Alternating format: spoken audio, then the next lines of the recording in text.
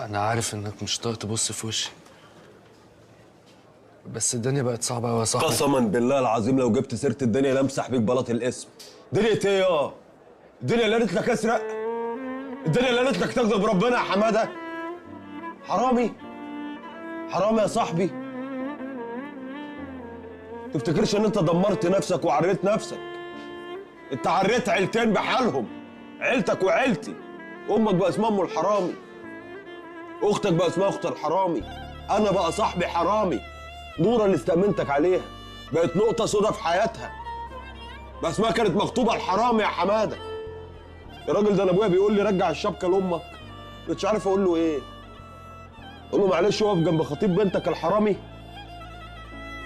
عملت في نفسك كده ليه؟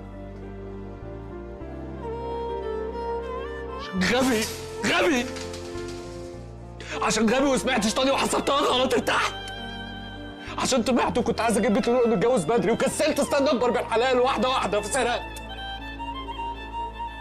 عشان مكتوب لي اخسر كل اللي بحبهم.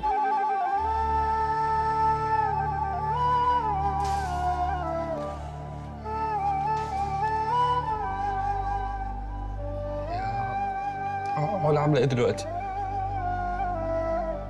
خير، كلهم بخير.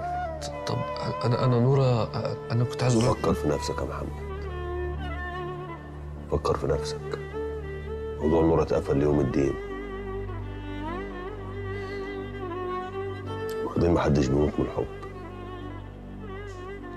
المهم الفترة دي قرب من ربنا، استغفر، يمكن يغفر لك ويعدي الايام دي على خير. ربنا معاك يا صاحبي. طب انت فكرك اهلي هيسامحوني؟ برضه لا تفكر في نفسك، اكيد اهلك هيسامحوك، ما هم اهلك. كنت بتشرف بيك يا حماده، كنت بتشرف بيك قدام الدنيا بحالها. خذلتنا يا صاحبي.